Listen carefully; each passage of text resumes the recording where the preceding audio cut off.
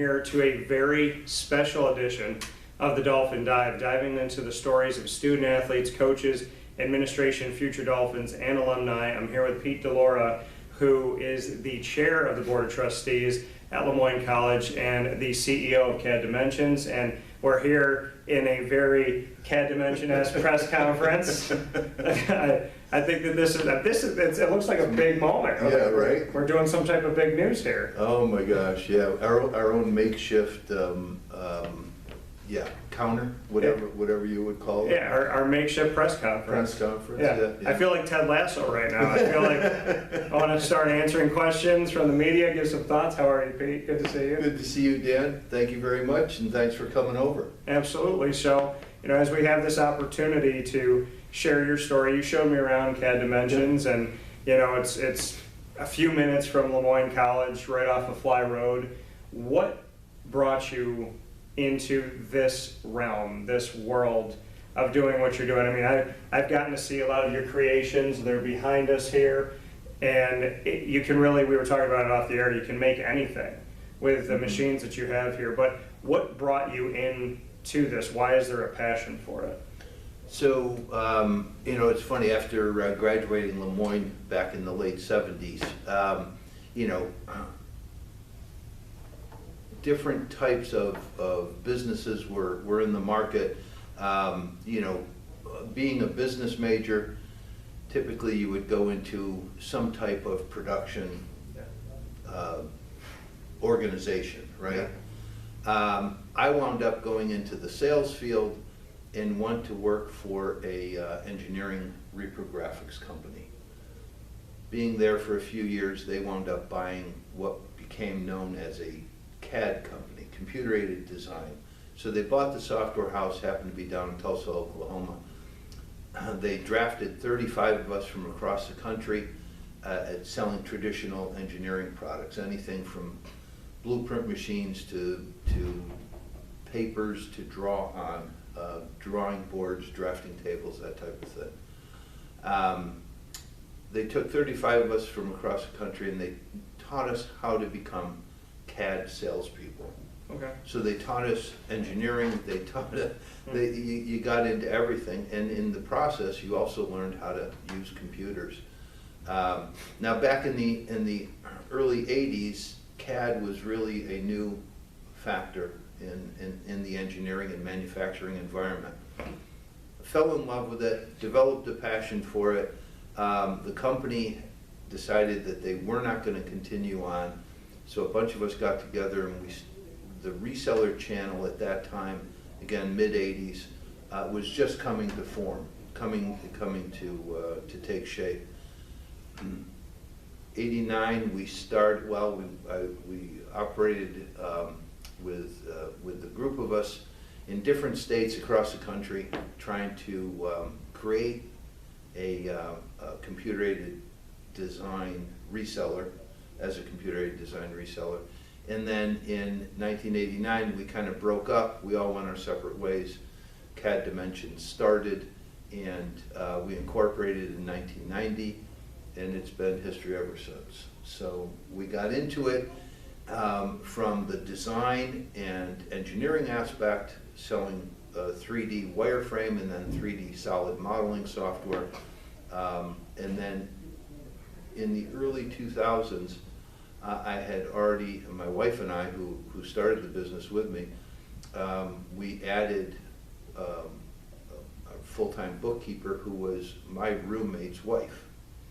Anyways, long story short, finally I did bring on my roommate, my LeMoyne roommate, into the business to look for new products. What else can we sell? What else can we get into? And he's the one that actually looked at the 3D printing aspect, and we brought that on. Again, over the course of time, I think the biggest factor that we had that was to our benefit was, as manufacturers of computers and software and the technology, they decided to use resellers instead of direct sales force. So we were very fortunate to be in the market when we were. Yeah. And it brought those products to us that we could then resell. And now, I mean, you've shown me around, and there's so many different things that you can do. And it's really, the possibilities are endless to what you can bring to the table with, you know, computer aided designs. I mean, we see, you know, Statue of Liberty here, you know, there's this piece that An orb is, scope, yep. yeah, an orb scope There's with all these moving kinds parts. of things, some high-end fans, Yeah. springs, To outlets. outlets. So that's one of our customers, you know, moving parts. So there is no end to what you can design. You know, and again, that's a huge factor for us. You know, just recently, we've always been, how do I want to say, you know, supportive of LeMoyne and their technology. So in the Keenan Center now, they have a large 3D printer, and we're trying to hopefully get them more involved in doing research projects and doing different types of programs, printing applications, whether it's prototype, whether it's live parts, trying to get them more involved in it. Yeah, you know, like you said, bringing that technology over to LeMoyne, where you're the chair of the Board of Trustees, why was it so important for you to link you being a student there and then now being the chair of the Board of Trustees? Why did you want to bridge that gap and bring what you did post LeMoyne to LeMoyne? Because you've come full circle. Great question, really good question, and it's my niche, right? So this type of business, this type of technology, I think, when we first brought it to LeMoyne, it was a matter of, you know, how do we look at it? How do we get involved? How do the students get involved? So initially, and it was with Jim Joseph and Doug Hill that we had talked about, or it came up in a conversation, and I'm like, all right, we can help you out with some of that. So we initially started giving them 3D software, a program called SolidWorks, and they had an education package that we were able to get for them. And it's one of our vendors, so it worked out really well. And they could take ideas, you know, different things that students had from the Maker Lab, as it was called, or as it is called, and be able to create their 3D parts, if you will, 3D ideas. Then they needed a method to take it to the next level, so we put in a couple small end printers initially, and then they were able to get other types of printers, and then last fall we gave them a major size printer that really does a tremendous job for them. Yeah, you know, and now you get to showcase to these students what it is from the outside looking in, and they have an opportunity to be professionals while they're still learning the craft, and to be prepared once they leave to jump into this world, potentially maybe get a job at CADimensions. We have several of them here. Yeah. So, you know, again, as you know, to try and answer that question, when we looked to see what other schools were doing, what they were providing, some technical schools, some not, but when we looked to see what was out there and what we were working with, I just felt compelled that LeMoyne should be in that realm, right? So LeMoyne does have a place, and absolutely the students are of top rank.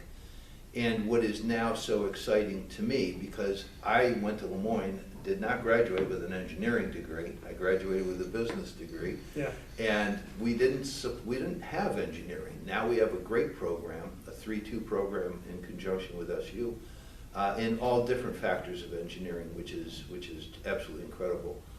But when we look at the students who are using the technology that's up there, designing 3D parts, creating 3D prints, they're not engineers.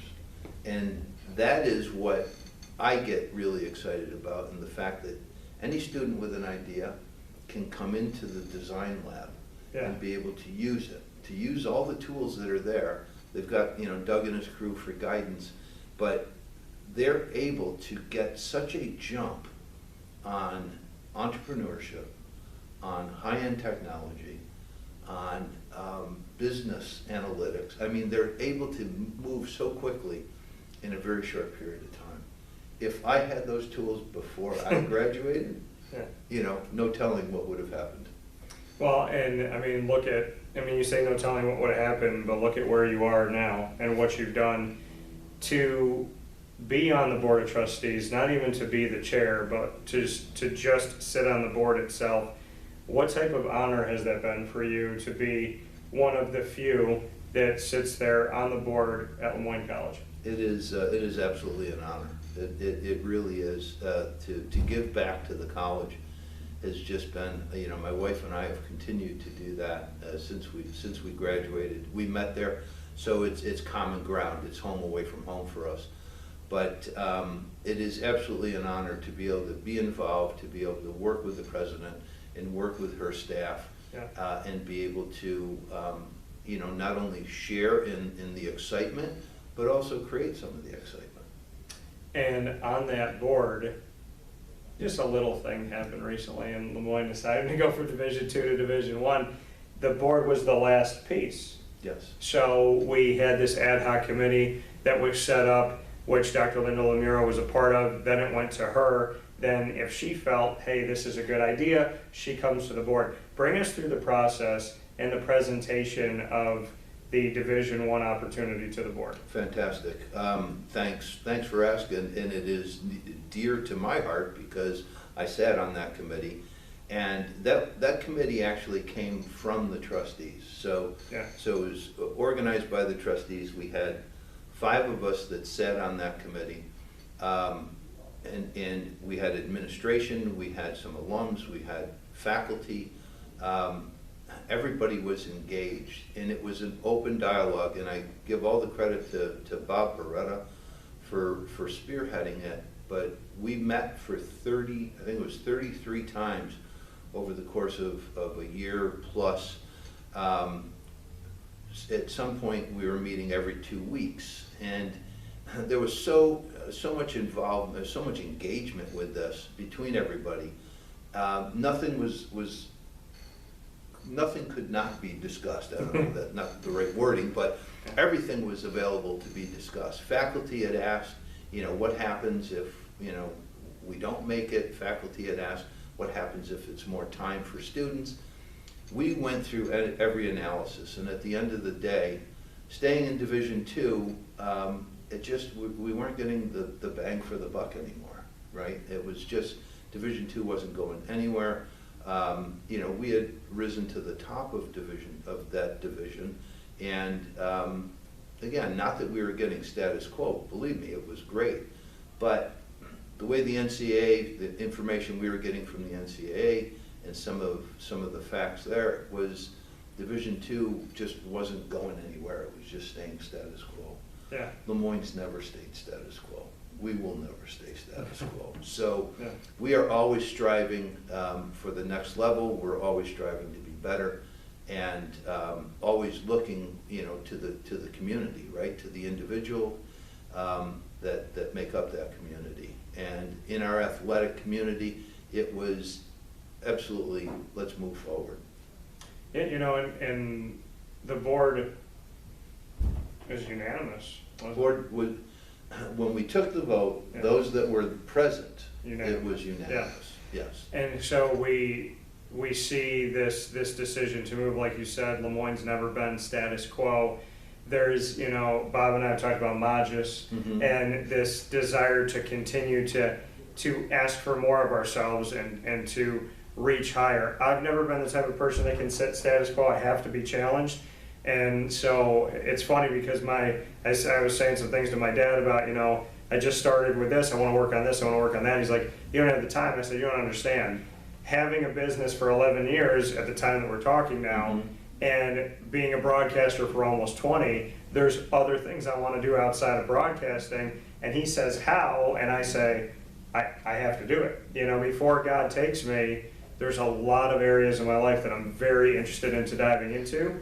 Sure. And I find when you're passionate and you really, well, I said this speaking to an entrepreneurship and business class at Johnson College in Scranton, PA years ago. I had spoken for about an hour and a half, And I finished. The teacher, was kind of telling everybody thank you and this and that, giving them some information. And something inside of me said something. And I said, can I say something? Can I just say one more thing? I said, I apologize, I don't want to interrupt. She said, no, go ahead. And I stood up there and I blamed God for this. I got up and in my brain was an idea that didn't come from me. And it was a statement. You will realize in your life very quickly the difference between I love it and I think I love it. And that could be romantically, business-wise, friendship-wise, where you live, any of that. I love it or I think I love it. And because if you love it, you will fight for it, and it might be hard and you might be frustrated, but you'll get to a point like I'm at, where when you knock me down, I laugh like the Hulk. It's terrifying. It's like, I'm getting back up, I'm gonna get a heck of a lot bigger now. But if you think you love it, and you get hit once, twice, you're like, I don't need this. And I would love for you to expand on your love for LeMoyne, your love for being a part of the Board of Trustees now and being the chair, as well as your love for what you're doing at CADimensions, because if you thought you loved it, you would have been out of all of this a long time ago, but obviously you love it, you have a passion, and the beautiful thing about being around you, Pete, is I remember all of our conversations, and I remember every time I see you, you always have a very genuine smile, you look people in the eye, you shake their hand, and that is an art that I think should never go unnoticed, so thank you for that. Well, thank you very much, and I do appreciate that. But it also, I will say, again, based on your terminology, you love it or you think you love it. There's very little that I think I love. So, again, our relationship with LeMoyne is extremely strong, extremely positive, and I know I love it. And it's so rewarding though, and I think a lot of that is when you love something, you get positive feedback from it. It's a two-way street. You can go into something thinking you love it, and then you can love it. You can work your way into that because it's a reinforcement all the way. CADimensions we have built such a culture here, and I knew I always loved it, but when I hired my one son and then my second son, seeing how they love it, right? When maybe they thought they loved it, first coming in. Yeah. But again, it's a tremendous family business, and LeMoyne has helped us grow that as well, right? So with the Family Business Center now being up at LeMoyne and the Keenan Center, as part of that, it has really helped us grow to where we are, and for me to help coach my sons into, again, loving LeMoyne, so, and whatever I want to do, they are right behind me all the way. So it's been a great relationship, a great experience, and I do agree, there are things that you may think you like or love, but they don't last. No. It's only when you love something that it really does last. Yeah, because you'll fight for it. Right, you'll fight forever for it. So, great question. Great question. Hopefully I answered it. No, you did. So, before we get into rapid fire, where you and I get to put each other on the hot seat, okay. Nothing pre-planned. Pete can ask me anything, I can ask him anything. We have to answer the question too. Okay. But before we go to that, final note here, not just being on the board, but being the chair. Mm-hmm. There was obviously a changeover from the chair that we had, and I know Bob and I speak about the previous chair as well as you in many of our conversations and many things that we've shared with AD and DT in our exclusive multimedia marketing partnership with LeMoyne. To be the head of the Board of Trustees, the chair of the Board of Trustees, that to you means blank, because it's one thing to have the passion, which I know you have. It's another thing to be able to make crucial decisions, which is a tough undertaking, but you have to love it. To be the figurehead of the Board of Trustees and a representative for the Board of Trustees, that's a different world to live in. So bring me into what that life is like, because everybody wants to know the chair of the board, no matter where you are. And I've been very blessed first off, to have an education from LeMoyne that has given me the tools and the wherewithal to do what I do. But I'll tell you what, being the chair of LeMoyne, of the board, it really just, you're taking a seat that you're surrounded by people smarter than you. So, and that to me is exciting as well. We have an incredible board. We have a multitude of different industries and applications that our trustees work in every day. We've got legal, finance, investment. We're surrounded by talent. Me sitting as the chair is really the smallest denominator. Yes, you're in front of everybody, but really all I do is organize everything, and put things in place, organize meetings, make sure that we finish on time because we're held to high standards, and make sure that we're discussing the key elements that are going to make the college better. So I look at it to say, yes, I sit as the chair, but I'm no special than any of the other folks that sit on that trustee panel. Knowing that you and the rest of the Board of Trustees that are currently here representing LeMoyne have made a decision that will affect the college for the rest of time. Mm-hmm. What was that feeling like in the room? It's scary. It's a scary feeling. I mean, it's not easy, but you've got to look at what's better for the college. Where are they going to be 10 years from now? If we stay in one spot, 10 years from now, you're still in that spot. Yeah. If we start to move and if we start to grow, and we're not, I mean, athletics is one aspect of the college. It's a big aspect right now, but our facilities are another huge aspect. The fact that we're investing in the neighborhood, yeah, is a huge factor right now. So again, we're trying to not necessarily control our future, but we're trying to plan the future accordingly so that we do have a future and that we can grow and continue to flourish. That coming from the chair of the Board of Trustees at LeMoyne College, as well as the CEO of CADimensions, Pete DiLaura. Rapid fire time. So I'll go first. Go ahead. So, all right, and get to know you from things that maybe you haven't been asked before. Pete, if you could have any superpower, what superpower would you pick and why?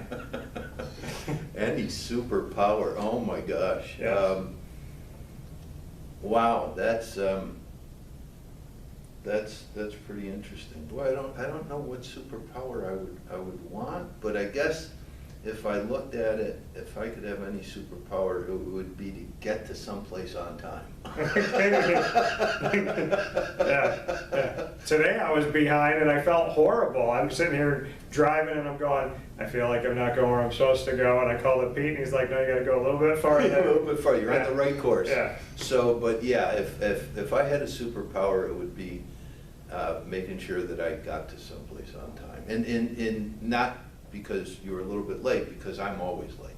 Okay. Right. So, and as I had said, we've got about an hour, and I'm looking at my watch, and I'm like, okay, I can't be late. So, but that would be one thing that I would love to be able to do. Okay. All right. What's your first one for me? Oh my gosh. And again, this is unrehearsed. Yes. So, of all the people you have interviewed in your 20-year history, 11 on your own, who's been the most impressive? You know, I think it's a tough question to answer because I've interviewed 11-year-olds to people in their like 70s and 80s, and so I would say I've been so moved by really the messages that people leave. And if I had to pick someone off the, just if I had to pick one person, I would probably say someone who to me was almost like talking to a ghost, in the sense of how is this person even here, because they were so larger than life. And then you meet them and you talk with them, and the first day you meet them, something lasts with you forever. and then 8 years later you're friends, and then this person passes, and to this day in my studio I stare at the hat that they signed and the book that they signed, and a picture of them is looking right at me, and it's Floyd Little. And I mean, Floyd said something the day that I met him, he said it to a few of us. He said, your word is the most valuable thing you own. If you do not keep your word, you have no value in this life. And I never forgot that.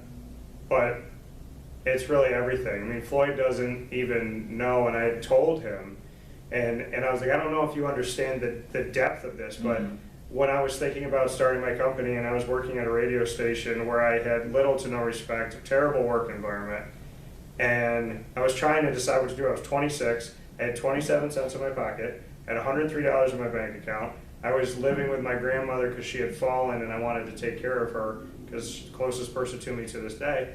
And here I am in this position, and I just remember talking to him, wanting to cry.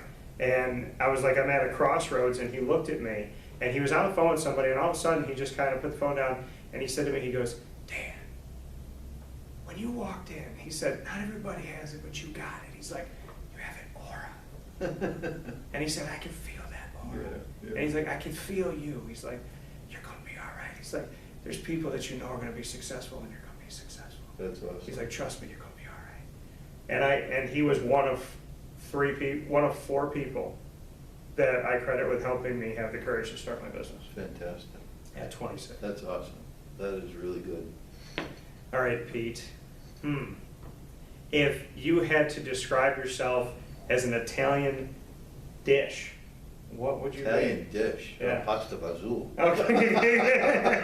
All right, I like that. Yeah, growing up as a kid, I hated it. Okay. Now today, I love it. You love it, yeah. So one of those, it's just a little bit of mixture. Yeah, you know? it's got a lot of stuff. I call it the Italian chili. Italian chili. There Yeah. you go. All right. Yeah, yeah. What's your second one for me? What would your dish be? What would my dish be? That's tough. I like so many different Italian dishes, and my family's very good at cooking. I would say, if I was picking, I would pick my ziti, but if I'm gonna pick like my favorite of all time, it's my grandmother's stuffed shells, my G-mama that I was talking about. Yeah. She made stuffed shells that you chase that taste. Yeah. I don't know. And the thing is, she hated pasta. Italian woman hated pasta, so she never tasted it. Right. And it was perfection. She'd cook it at night. My cousins would be coming in 9 o'clock at night. She's like, I gotta make shells. She wouldn't make shells. She would make 40 shells, Yeah. meatballs, sausage, everything, and we'd be eating at 9 o'clock at night. Oh my God. So stuffed shells. She make rice balls? I think she had. Arancini? Yeah, I think she may have made those. I know I made brujol with her before. Yeah, we make rice balls in our family. You do? Okay. Yeah. Like that. So.